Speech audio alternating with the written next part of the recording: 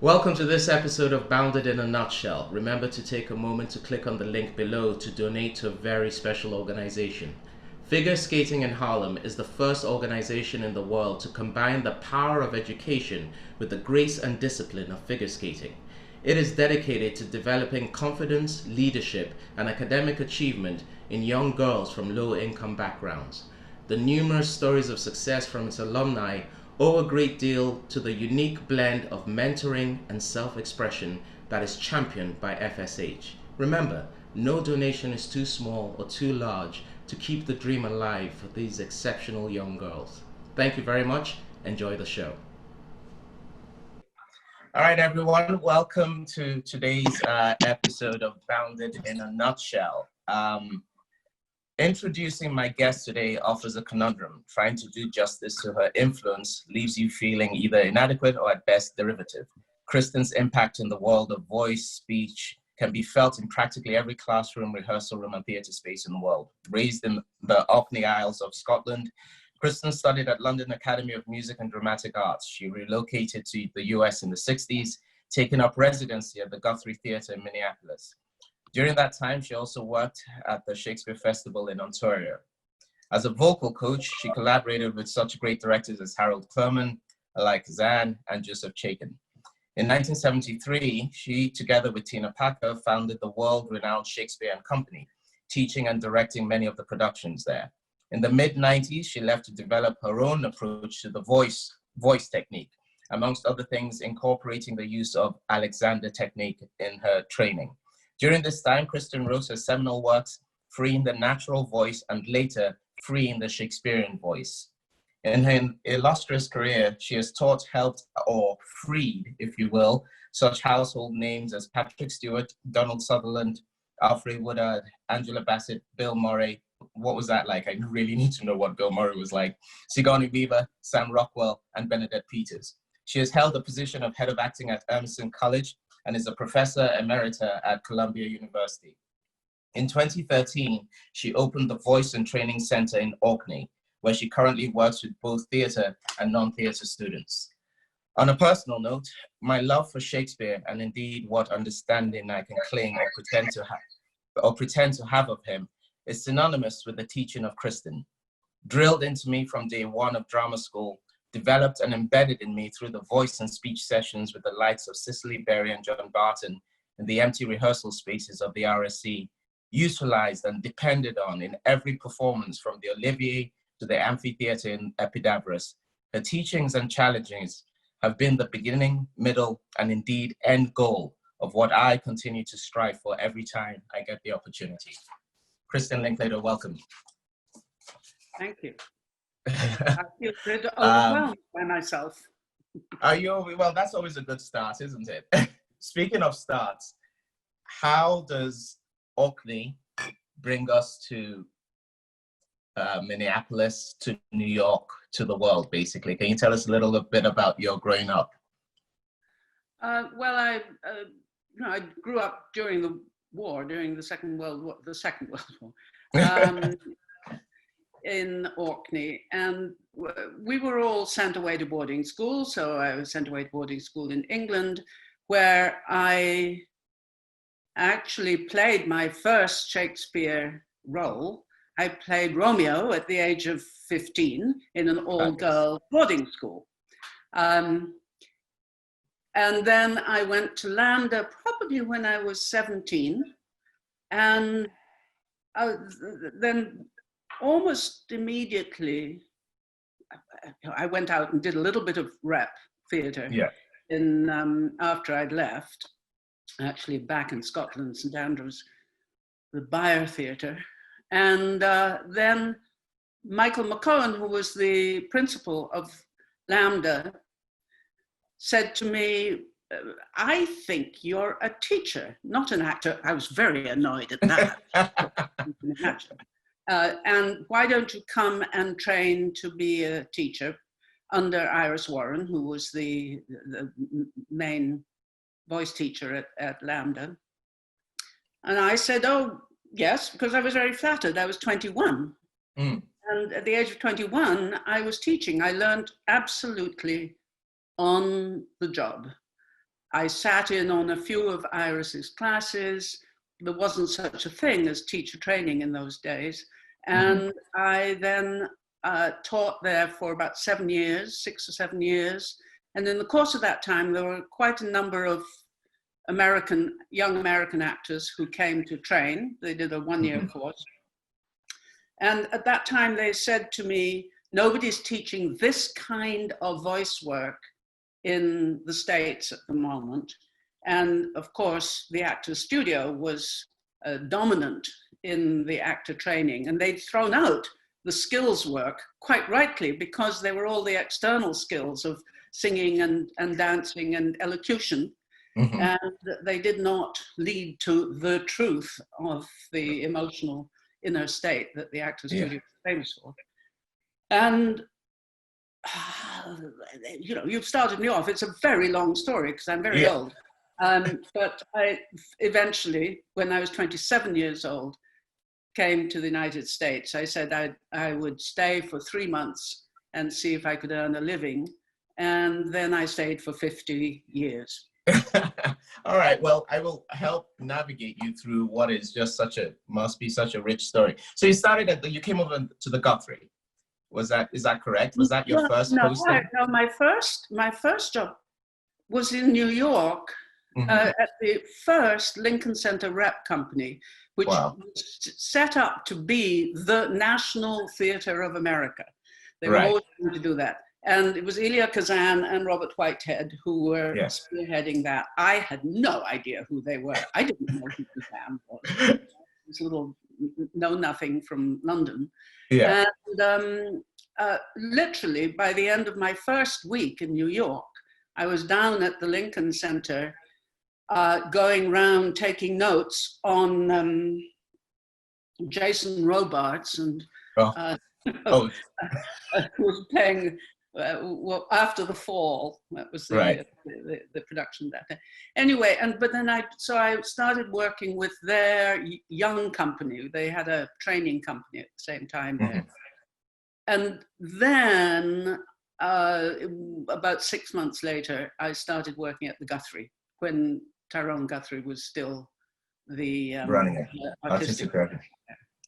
And coming over, one of the let's get into it. I remember I was at an awards ceremony and Hamish was being honored, the Shakespeare Society, and one of his thank yous was to you for, I'm paraphrasing probably very badly, and if he's watching, I'm sorry about it, but the sense of it was thanking you for allowing him to believe that an American can do Shakespeare,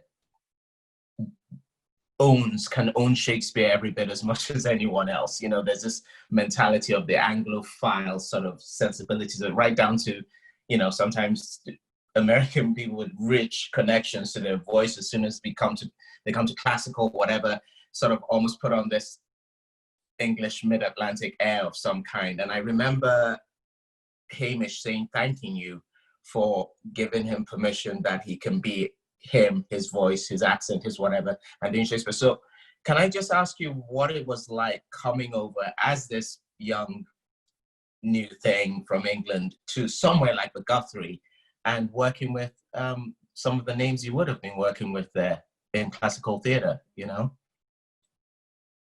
Because I work with voice and not really with the resultant speech, I don't listen to accents much.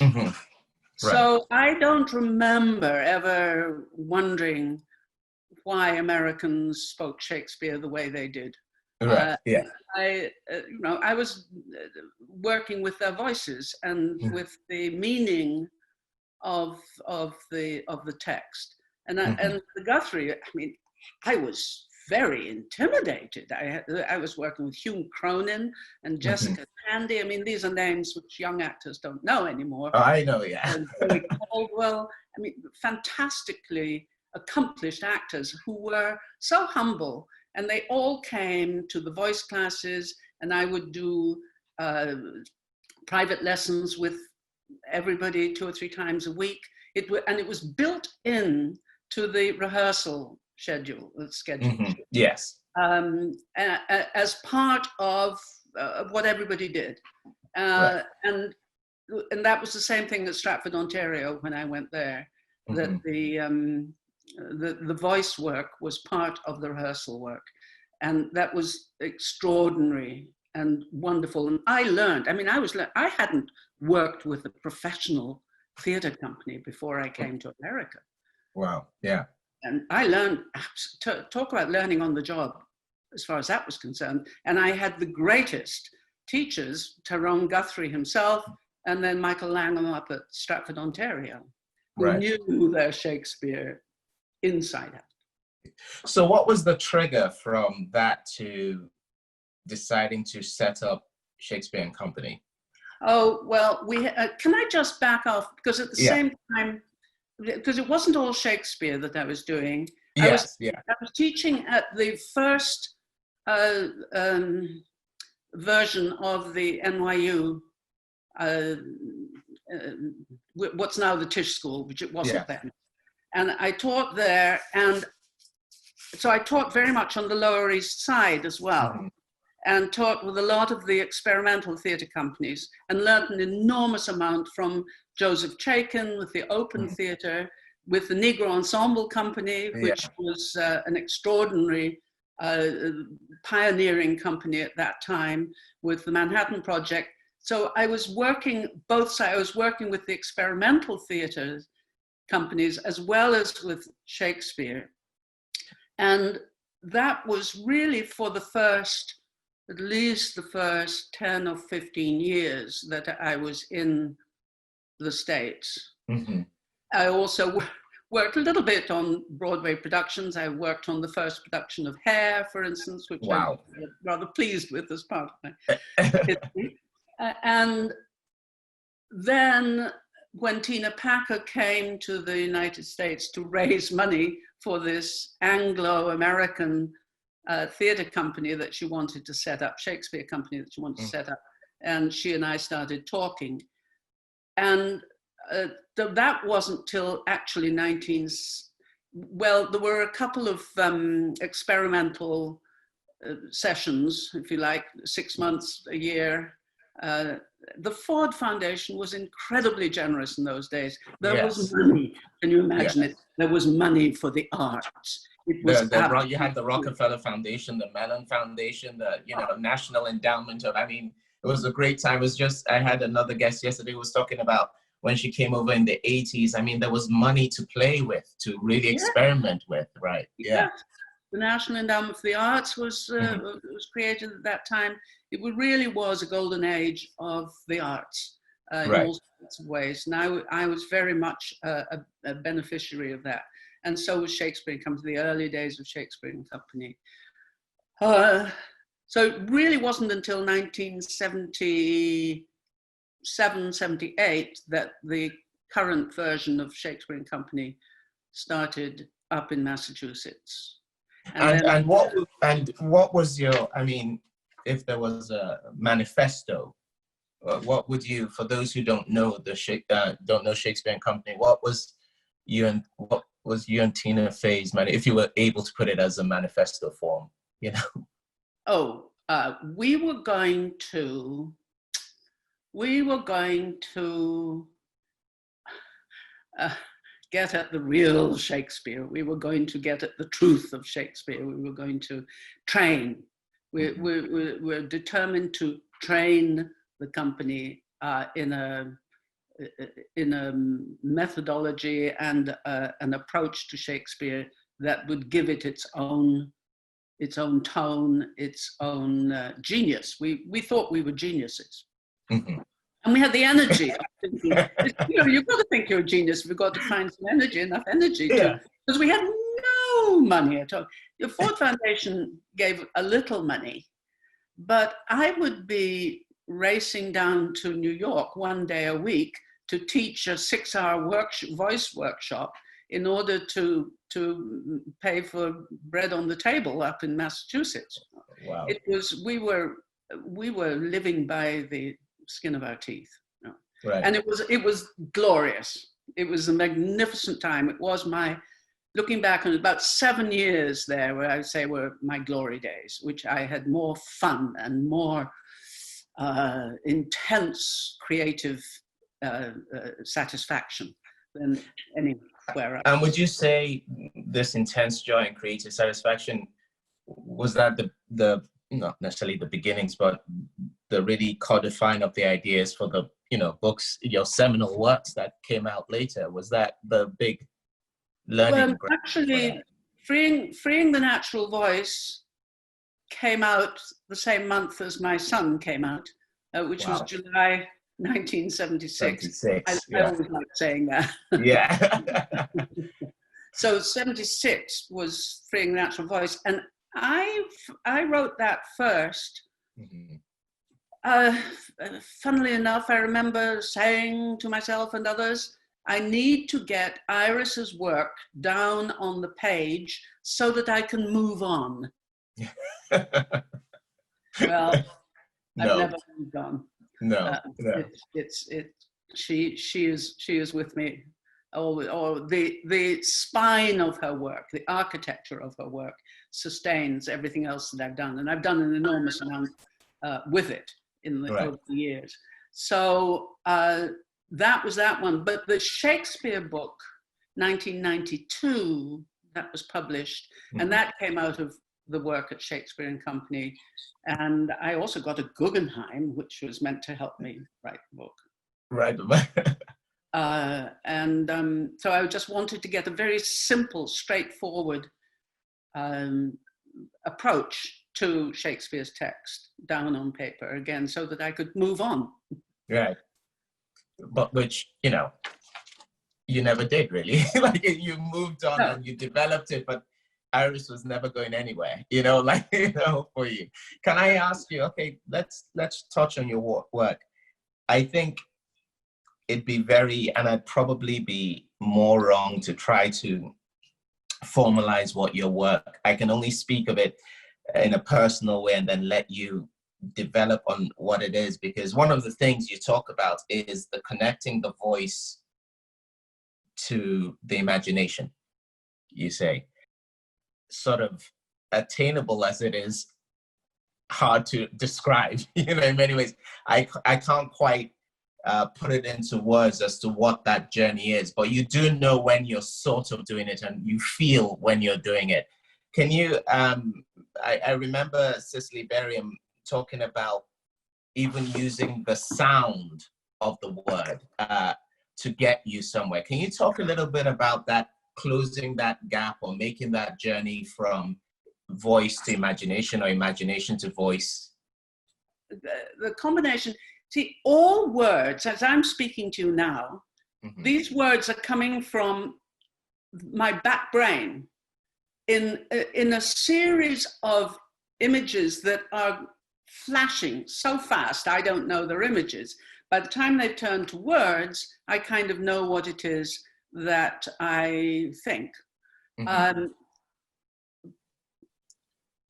So the sensory origins of words are what give them life and energy. Now, the imagination in Shakespeare, I think Cis Berry and I, not that we parted ways, but we had slightly different ways in. I was turned on to the power of the imagery of Shakespeare by a teacher at Lambda way back in my 20s called Bertram Joseph.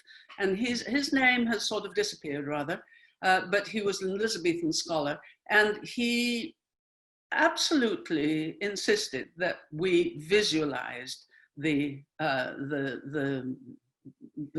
words. And now it's interesting because you say, well, what is imagery? And you think, to be or not to be. There's no imagery there. You say, if it were done when 'tis done, then 'twere well. There's no imagery in those words. Yeah. But if it be now, 'tis not to come. If it be not to come, is now, you know, and that's another one that's, you know. Yeah. I mean, it's lovely. You've got bounded in a nutshell. That's lovely imagery. Oh, it's one of my favorite phrases. Everything that we say comes from sensory imagery of every sort. That means touch, taste, sound, sense, image, etc. A visual, a lot. So that is the most powerful energy that runs the thing. Now, how do you get to the specificity of what one imagines? One must try and imagine Shakespeare was seeing. I mean, it may sound a little bit overweening to say, I'm on the track of what Shakespeare was thinking. But we are, aren't we? That's what we're trying to do. So we get to the imagery through many different sources, and some certainly, a lot of it is in the sound of the sounds in the words themselves. Entertain conjecture of a time when creeping murmur and the pouring dark fills the wide vessel of the universe. From camp to camp, through the foul womb of night, the hum of either army stilly sounds that the fixed sentinels almost receive the secret whispers of each other's watch. I mean, I'm going to jump on something there with how you were saying that, which was brilliant, of course. Well, I was exaggerating the sounds. I know, but getting the sense of what you were saying. And I remember the first time you and I communicated was you had just read directly that you had just read a post I had written I had been filming King Lear with Anthony Hopkins and amongst others, Emma Thompson, you know, Jim Broadhead. I mean, it was an amazing cast. And I wrote a post about his reading in rehearsal of Lear. And the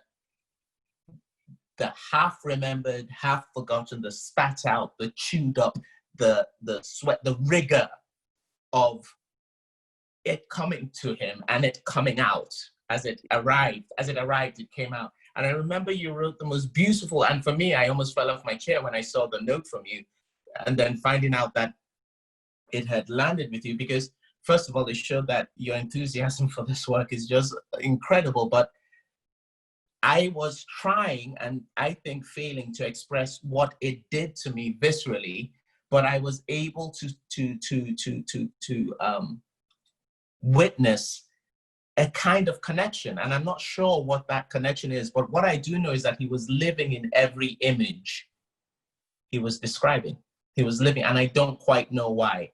The living in, I remember one of my early directors, David Frank at the American Players Theatre, always said that always be very clear about the image, the idea, the image of what it is. He would push that. And here's my question I'm coming to, is that if I approach Shakespeare, indeed, I feel if Tony Hopkins that day had approached it with the sense of, I need to feel it psychologically, what all this, there would have been a version of it. But the version I was seeing was living in the words and the sound and the choice of the words and almost the mechanics of language and rhythm that was taking me to what he was feeling instead of the feeling first.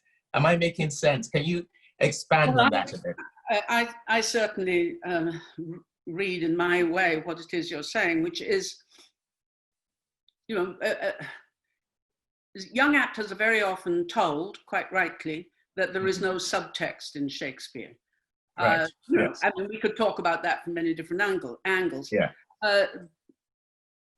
But there is obviously a psychology and inner life and emotional life, etc., which is not separate from the words. It's completely embedded in the words.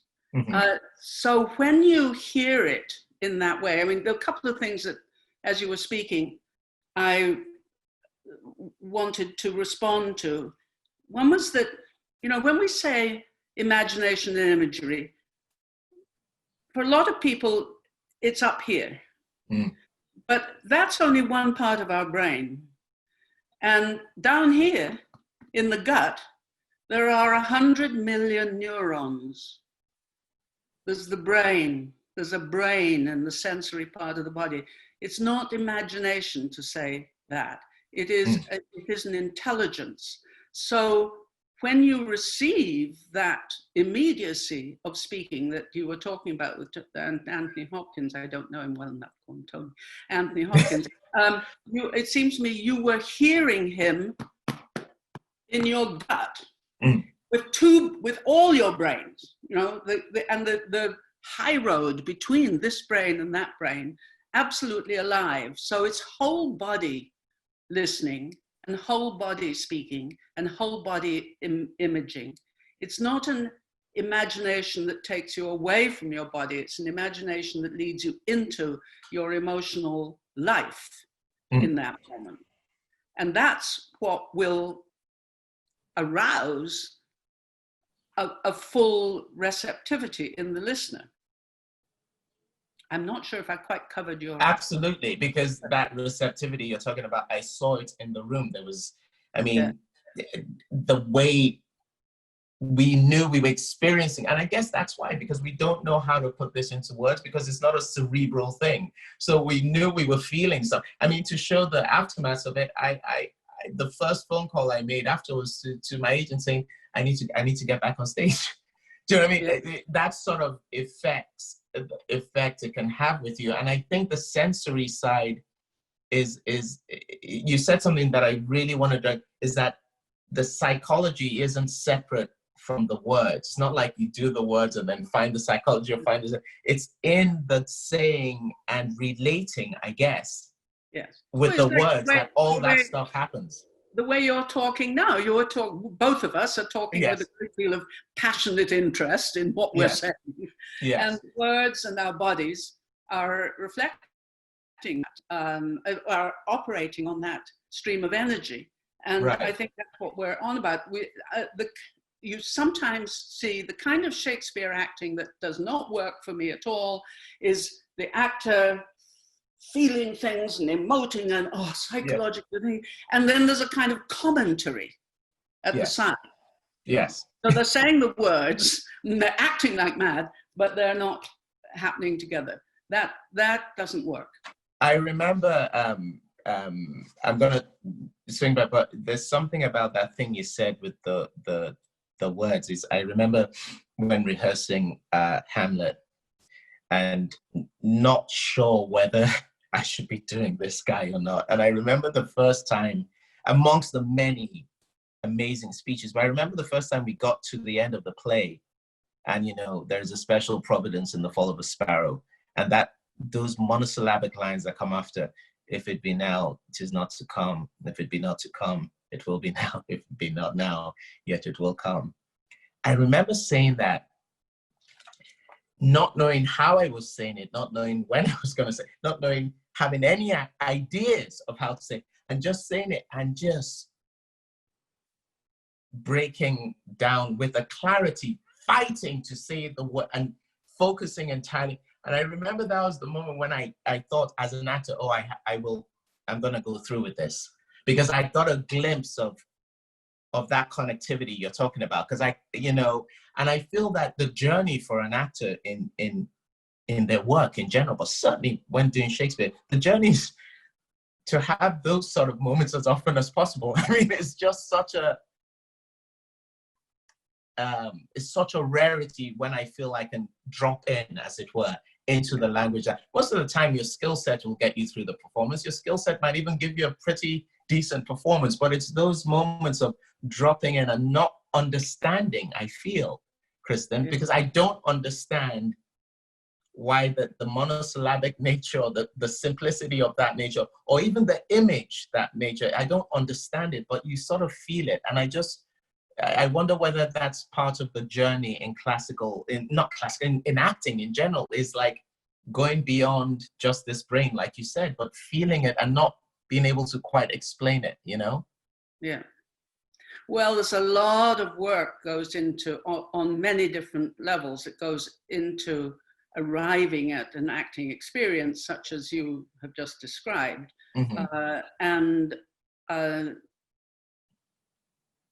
The work that I do with the text is only part of it.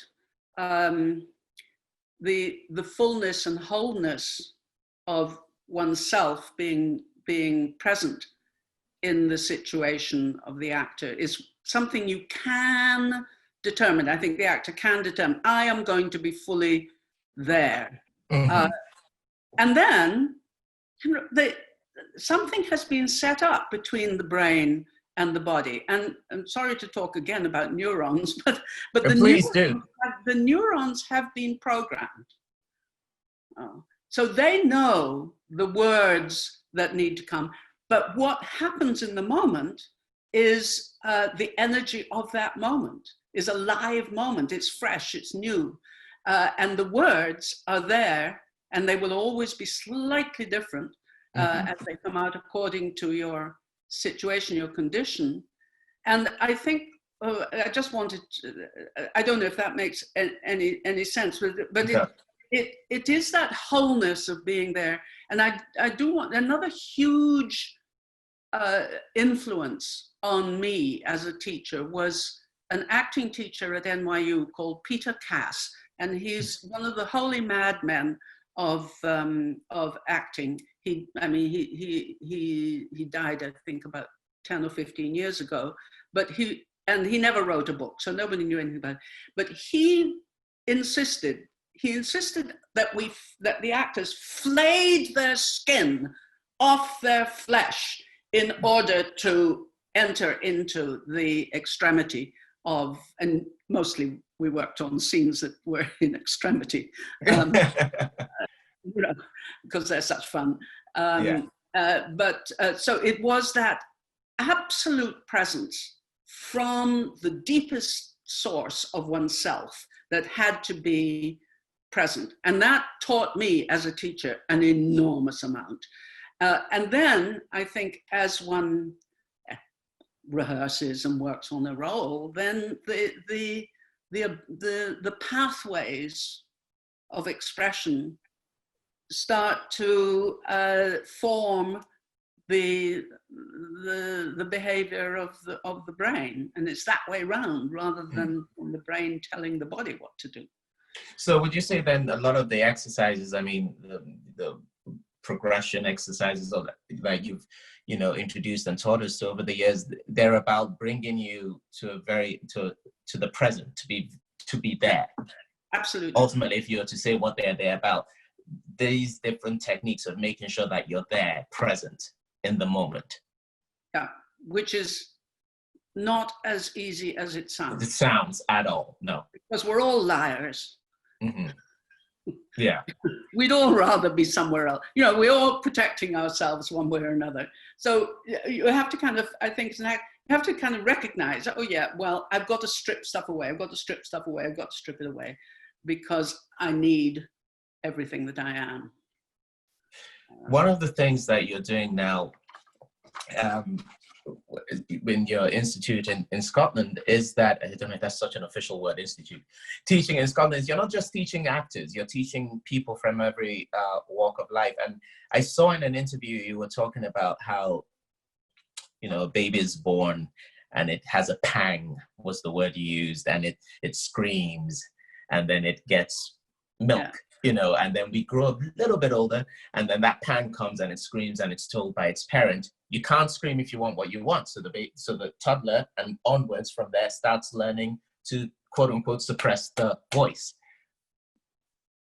Well done. No, that's very good. I'm glad it's profound, because part of acting, from the first moment, anything from an audition to your first day at drama school to performing to talking to people to whatever, you're just conscious of how am I gonna bring this out, and your first instinct is not to bring it out. You know what I mean? So your Uber mandate, I guess, is freeing that. Is not unlearning, because you said something really interesting. It's about finding a sophisticated resocialization, I believe is how you phrased it. Talk to us about that a bit.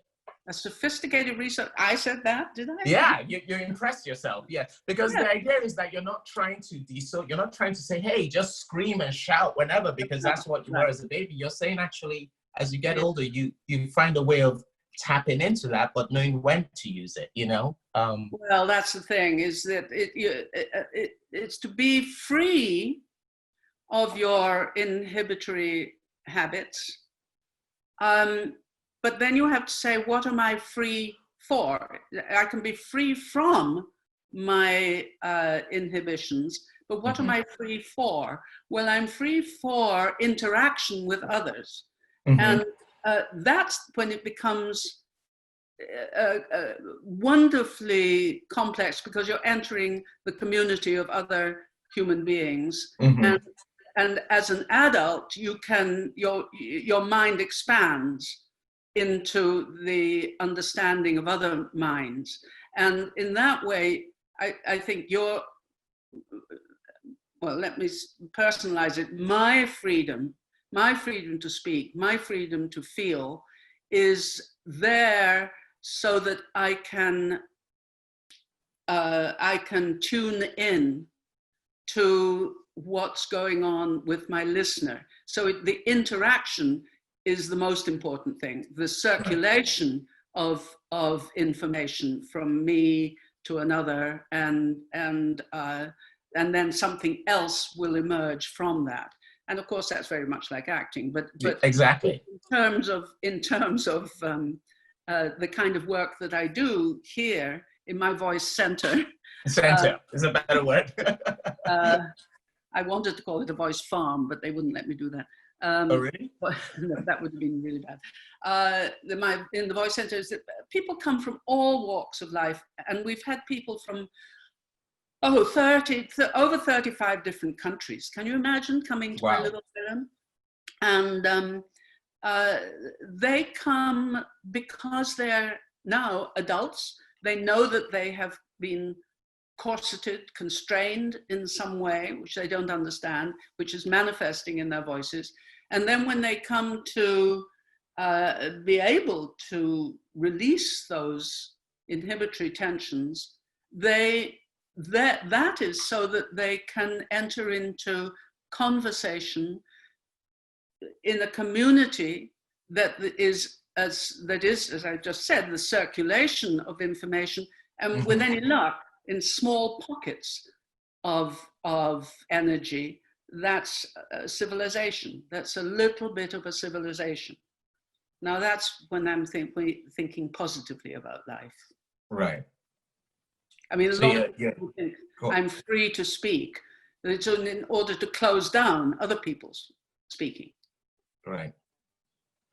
And is that where, I mean, right now, I mean, that's the majority of your work, is working with people that aren't necessarily in the field of acting and stuff, but it's almost like you found the sort of next level of how to, you know, open people up in general, open the concept of speaking or communicating. Although I do have workshops, if we ever have open again. That are focused on Shakespeare. I have introductory Shakespeare, I have advanced Shakespeare, I have various character workshops. And any of them in New York? Because I'd love to finally get a chance to train it one-on-one with you. Can I just ask what it was? I know. But can I just say, though, you get to work with actors every now and again. For instance, 3 times now, every 2 years, I've had a group of 10 young actors from Stratford, Ontario. So my connection with Stratford has continued, and that is thrilling. That's wonderful. Really wonderful. And they come, can you imagine, the Board of Governors of the Stratford, Ontario Festival Theatre raises the money to send 10 young actors. They don't pay a dime. I can completely imagine that, Kristin, because they know the value these actors, and they're hopefully the next generation of wonderful actors. Don't be too humble. I'm going to open up to some questions that some of our viewers have. This one is from Alana. any advice on how to stop clearing your throat instinctually before auditioning or performing? I just find that quirky, but interesting, because that's a sign. And she goes on to say, I feel like all it does is make my voice more tired and need to clear it more. And it's you know. Well, let's remove the word instinctually and put habitually. Means it's a habit, and that means it can be changed. I would like to ask if Alana does her voice warm up for 45 minutes before every audition. Usually in the course of a warm up, the mucus shifts. Mucus is essential. It's good stuff. I mean, we've got to have mucus in our lives. Good things. But that's what one of the things the warm up does is shifts the mucus. And you can, while you're warming up all by yourself, you can spit and drink water and cough. And by the time, if you do that, by the time you reach your audition, your body, your system should be so focused on the audition that it has forgotten to close up the throat.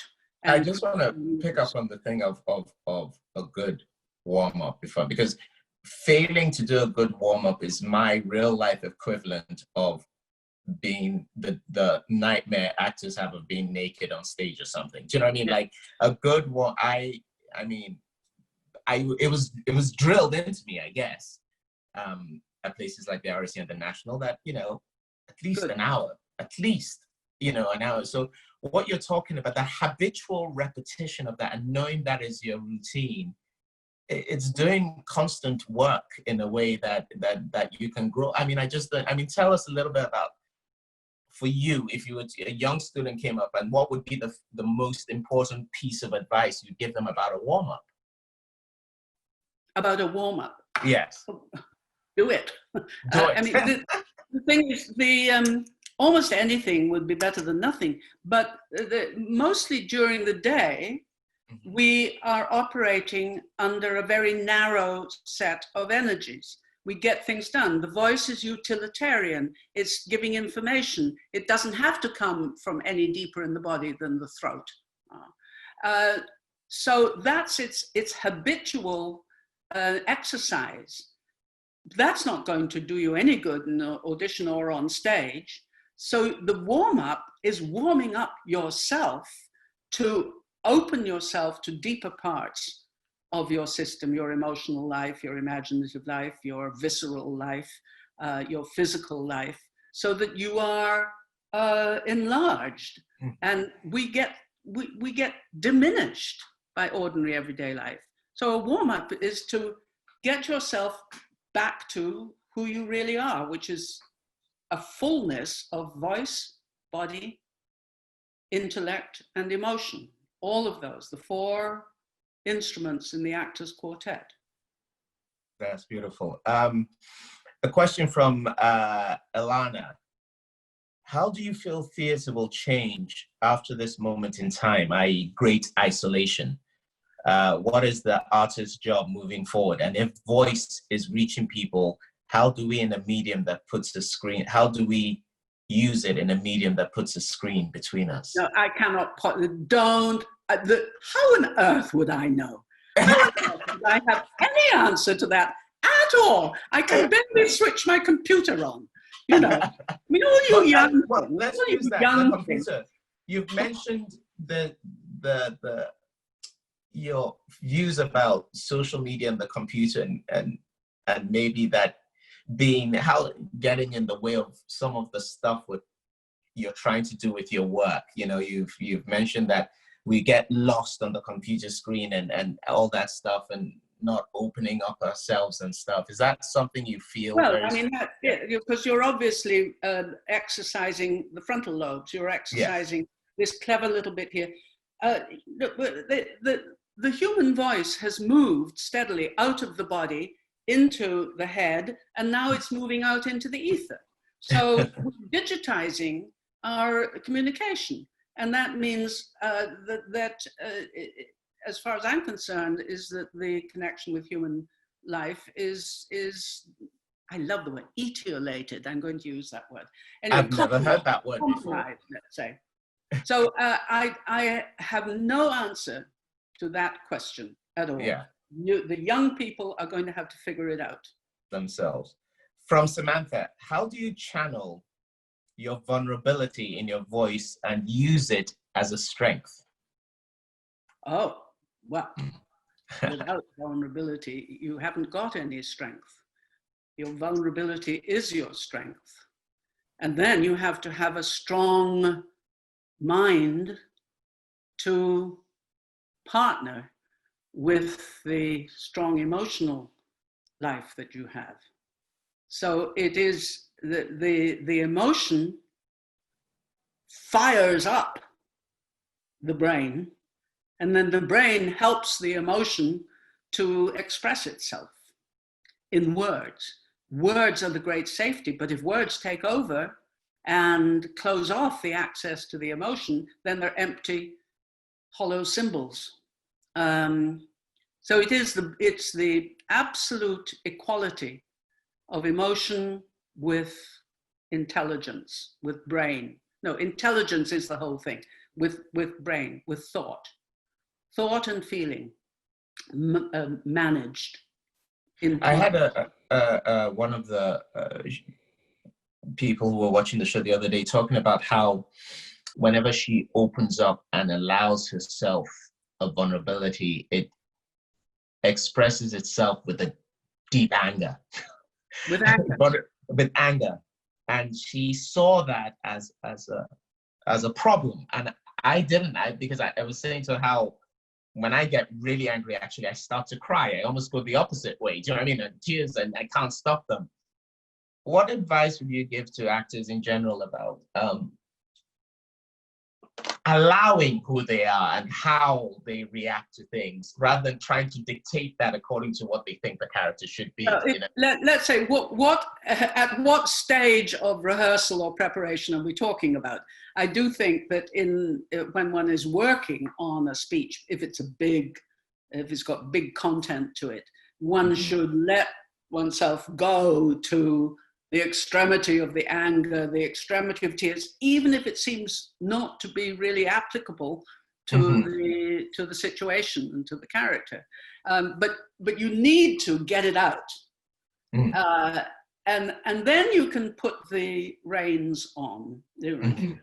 You let the horse out into the field. It's got to gallop around the field a few times before you can then put the bridle on and put the saddle on and start riding it. But the energy is still there. So you then contain the energy. You don't have to spill it out. Does that... that makes sense. But yeah, no, that absolutely makes sense. And I just love that phrase, contain the energy. Yeah. I think of the evolution of the Greek mask and the need for doing tragedy in masks, because Peter Hall, I remember working with him on the back end, he was explaining that they needed these masks because the emotion they were feeling was so immense and so intense, and so that it's almost too much to witness. So the mask sort of lasers it and focuses it so that we're hearing them describe it and we're letting ourselves feel it, as opposed to, you know what I mean? So and I sometimes feel that people, let's come back to Shakespeare and stuff. People, they see verse and they hear this thing of structure and they hear this thing called rules. And then it becomes an obstacle. Rules is a very, really desperately wrong word, go on. And then people get really worried about it and they think, oh, I've done all this work. Now I have to fit it into this structure. When actually, for me, I find that verse is very much fulfilling that thing of allowing all that stuff to exist and still be communicated. I mean, what are your thoughts on that? Okay. Now, we don't, this is an hour's worth of discussion, yes. Right?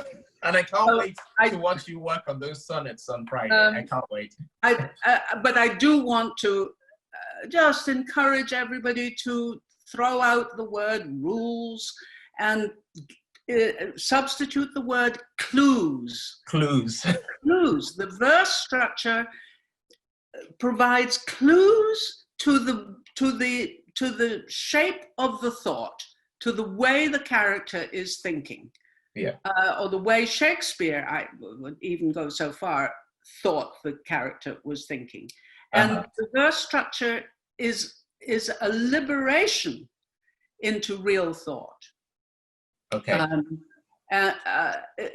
It tells you how to think, and then you forget about the verse structure because you've got a lot of other things to do. You've got to know what the story is, and you've got to know who you're going to kill and who you're going to love. Yeah. And, you've got a lot of storytelling to do. But the way that story is told has been imprinted in ways that make it understandable to the audience, because your thought has been shaped very, very, very specifically and carefully into something that makes the point.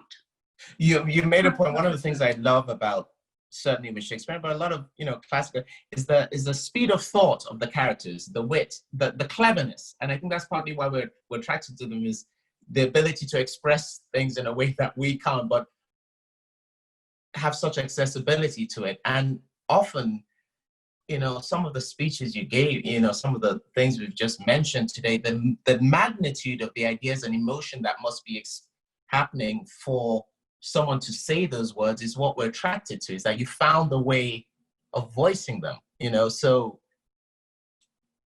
how you say stuff is just as important as whatever you might be feeling. Now, I just want to point out, you said, so the way, the how you said, how yes. you say the words. Now, that's a line ending. There is so much controversy about line endings. And, yes. But we speak with line endings. Yes. That was a line ending which did not have a comma or a semicolon or a full stop in it. The line ending is shaping the emotional process of the mind. And that, you don't then remember that when you're acting the thing fully, but you've trained your mind into a certain shape. Yeah. Thinking in certain shapes that make sense. And it sounds I always think like of Hermione in Winter's Hermione Tale. I mean, that speech in front of the council, I always use it as an example when people want to challenge the idea of running lines through and just say, look at where her line endings are. I mean, what is, she can't get the next word out. That which contradicts my accusation and the testimony on my part, no other. But what comes from myself, it shall scarce boot me to say not guilty. Mine integrity, right? There you go. Yeah, I mean, oh my God, I could talk about this for ages. I better ask more questions from people and not just my questions. From Vince, as an actor, how do you facilitate images you conjure in your imagination while staying present to what is physically happening in the present moment and in real time? I guess. I don't get that. Yeah. How do the images, so he clarifies by saying, how do the images assist and not impede the moment-to-moment responses? They are the moment-to-moment responses. Yes.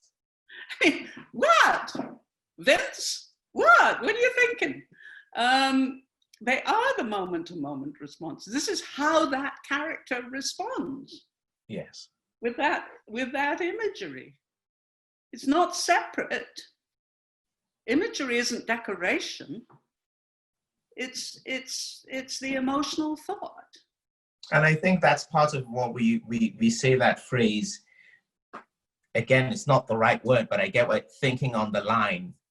Yeah. And being in that, so it's not what I would say to Vince and what you're voicing her is that it's not like the image happens and then you comment on it. That's the problem with a lot of it, is that we're commenting on stuff. The image is simultaneously, it is the reason we are speaking is that image, in many ways. And that would be the best answer for that, Kristin, I cannot tell you how much this meant to all of us that you were able to share your ideas and your thoughts and your incredible passion. with all of us I get right a little now. overexcited.